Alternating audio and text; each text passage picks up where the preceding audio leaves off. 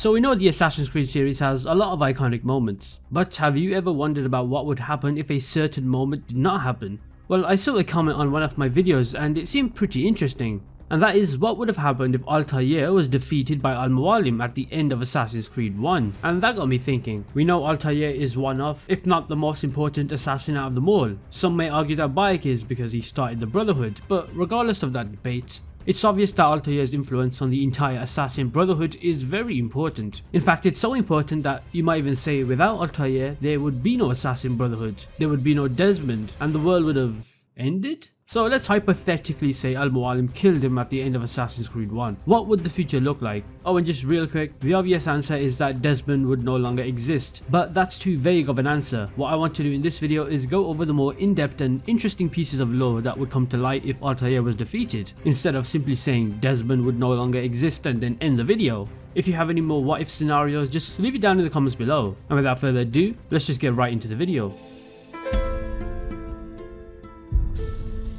So for starters, we know that Altair is the most important assassin, and defeating Al-Mualim was so important for the entire Brotherhood. We also know Altair's reformation of the actual creed is also very important. Throughout Assassin's Creed 1, Altair's journey is pretty much a tale of redemption. So after he fell from grace within the Brotherhood, he goes on a redemption journey that leads him to not only redeem himself, but also to question and ultimately reshape the creed as a whole. So let's say if Altair was defeated at the end of Assassin's Creed 1, I can honestly see the creed being so much different. Al-Mualim would be unchallenged and would continue to rule the Assassin Brotherhood with his own vision. This would mean a more secretive and manipulative approach to achieving his goals, possibly diverging from the creed's original tenets. Those tenets are of course stay your blade from the flesh of an innocent, hide in plain sight, and never compromise the Brotherhood. So just from those, we can explore how the three tenets of the creed might be disregarded or twisted under Al-Mualim's unchallenged rule. The first one is to stay your blade from the flesh of an innocent.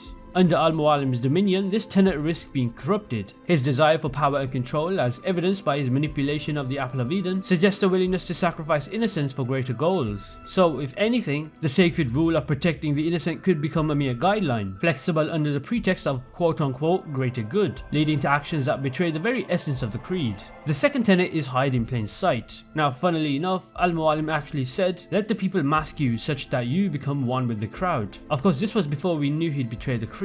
If Al-Mualim defeated Altair, his approach to this tenet might actually remain largely unchanged in practice, as stealth and blending in are pretty fundamental tactics for any assassin. However, the philosophy behind it could shift. Instead of using stealth as the means to protect the Brotherhood and its ideals, Al-Mualim might see it as more of a tool for manipulation and control, both within and outside the Brotherhood. Of course this then leads to the third tenet, being never compromise the Brotherhood. Now out of the three tenets, this one is honestly the one I can see being the most at risk. Al-Mualim's thirst for power, as demonstrated by his betrayal in the original storyline, shows that he's willing to compromise the Brotherhood for his own gains. If he were to defeat Altair, his leadership might steer the Brotherhood towards serving his own ambitions rather than the greater good. This could weaken the Brotherhood's integrity, potentially suppressing dissenting voices and forcing members of the Brotherhood into obedience. So yeah, the overall mission of the Brotherhood, which we know is to fight for peace and freedom against tyranny, might just be outright rotten. Under Al-Mualim, the assassins could become more like the very tyrants they sought to fight against, using their skills and influence to control rather than liberate. The fight for peace in all things might just become a hollow mantra, used to justify actions that bring peace only as a form of control and suppression.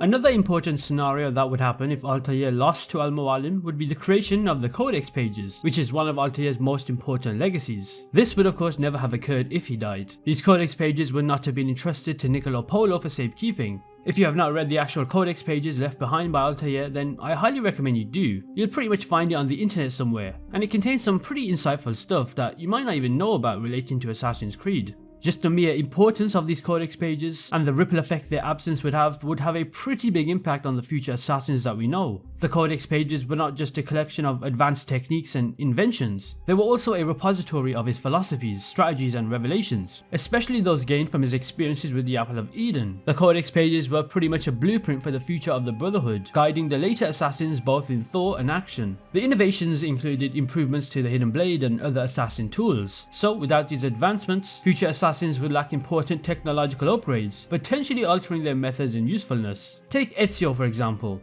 He was an assassin that directly benefited from these innovations. Altair's designs included a modification to the hidden blade that allowed its use without the need of removing a finger, which we know is a common practice that was traditional among the assassins. This innovation by Altair was adopted by Ezio, making the blade more practical and less sacrificial. There's also the absence of the hidden gun no longer being a thing. This was one of Altair's groundbreaking innovations that we use in games like Assassin's Creed 2, Brotherhood and Revelations. There's also the dual hidden blades no longer being a thing, and even poison blade and darts.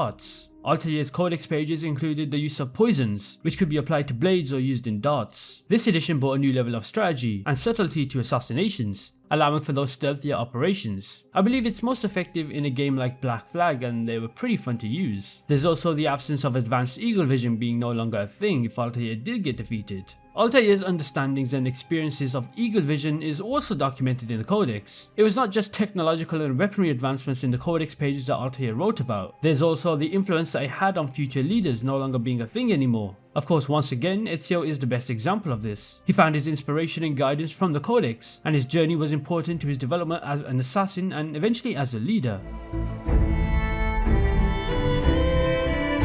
If you paid attention to the life of Altair, you'd know that he has a son named Darim. Well, if Al-Mualim defeated Altair, it would have a profound impact on the existence of Darim. In fact, he would just not exist anymore. If you're not aware as to how important of a character Darim is, well, he was a member of the Levantine Brotherhood of Assassins that played a massive role in the lore of the series. He's featured in the Assassin's Creed novel Secret Crusade, as well as appearing in Revelations alongside an older Altair. So if Altair was defeated before he had his son, the assassination of the Mongol leader Genghis Khan in 1227 would not happen anymore, simply because Darim was the person that took him down. Do you remember that scene in Back to the Future where we see Marty McFly starting to disappear? Well, the statue of Kualin Gal under Villa Auditore in Monteriggioni would also disappear, simply because Darim would not have existed anymore to kill Genghis Khan. Now, discussing the implications of Genghis Khan no longer being dead and how him being alive would affect the Mongols, the Assassins and even the Mongol Empire as a whole goes pretty deep. Genghis Khan was seen as a massive threat, not just because of his conquests, but also because of his alleged association with the Templars. The Templars sought to use Genghis Khan's empire building for their own purposes, further pushing their agenda of control over free will.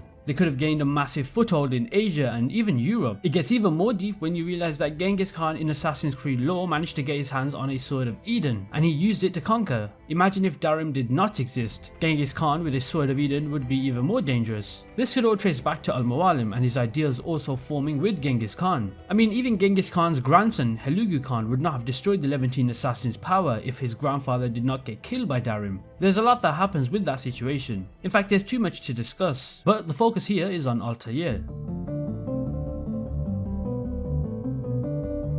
Okay, hear me out. I know it sounds ridiculous, just thinking of the fact that if Altair had been defeated by Al-Mualim, the world would have ended. But just sit back and let me explain, and then you can comment your thoughts after. So first off, yes, Desmond would no longer exist because he's a descendant of Altair. But that's a boring answer because if Desmond does not exist, neither does the Assassin's Creed series. But it ruins the potential timeline I've got going on with the world ending. Anyway, if Altair was defeated by Al-Mualim, he would not have become the mentor of the Brotherhood. So therefore, the secret library in Masyaf containing his knowledge and the Apple of Eden would simply not exist. This library was pretty important in passing down knowledge to future generations. Now that brings me to Ezio in Assassin's Creed Revelations. We know in that game Ezio was determined to discover the secrets Altair left behind in the library. So once again, if the library did not exist, Ezio's journey to Masyaf and the revelations he experienced there would not occur. That then brings me to Ezio's message to Desmond. In the ending of Assassin's Creed Revelations, we see Ezio call out to Desmond and speak to him, serving as a conduit for the messages from the first civilization. So without this interaction, Desmond would not receive Ezio's and by extension Altair's knowledge. This also meant that Jupiter that would also appear at the end of Revelations would not appear. In fact, it was through this sequence of events that Desmond, who was reliving the memories of Ezio, learns about the Grand Temple from Jupiter and the means to prevent the 2012 disaster. Without this knowledge, Desmond and his team simply would not know about the Grand Temple at all.